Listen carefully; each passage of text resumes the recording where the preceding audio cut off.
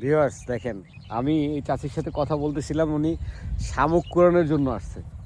আমাকে সবচেয়ে ভালো লাগছে উনির কথাটা, যে উনির বসে থাকা ভালো লাগে না।